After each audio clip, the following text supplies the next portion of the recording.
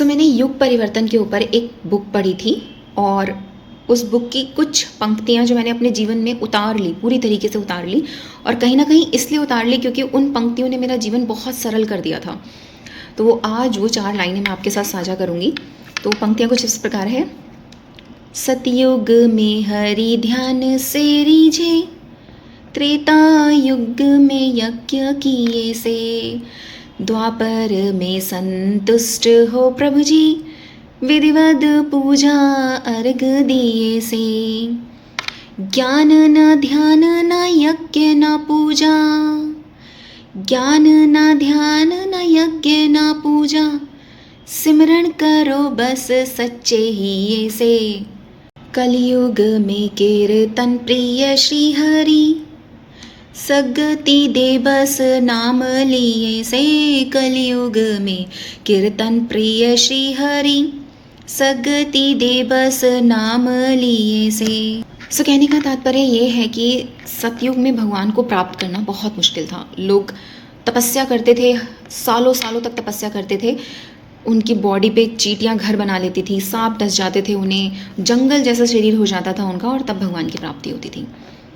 फिर जब त्रेता युग आया तो भगवान ने इस कॉम्प्लिकेटेड टास्क को थोड़ा सा सरल बना दिया और उन्होंने कहा कि चलो ठीक है, अब तुम यज्ञ करो और उसमें जो आहुति दोगे उसके हिसाब से मैं आपकी इच्छाएं पूरी कर दूंगा और मुझे आप प्राप्त कर सकते हो। फिर जब द्वापर आया तो भगवान ने इस टास्क को और आसान कर दिया और उन्होंने कहा कि चलो ठीक है, अब सिर्फ तुम पूजा अर्चना करोगे अपने मन से तो भी मैं आपको मिल जाऊँगा।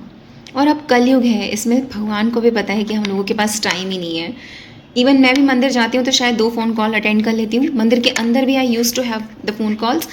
भगवान को पता है कि टाइम ही नहीं है और अगर मैंने इतना कॉम्प्लिकेटेड कर दिया इस टास्क को तो लोग कोई करेंगे ही नहीं।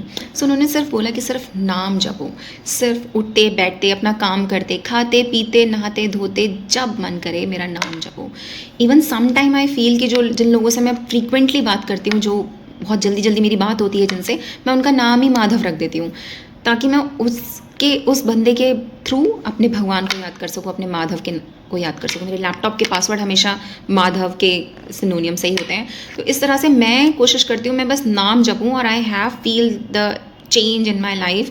एक तो कॉम्प्लेक्सिटी कम हो गई, सिर्फ नाम जपना है और मुझे कुछ नहीं करना।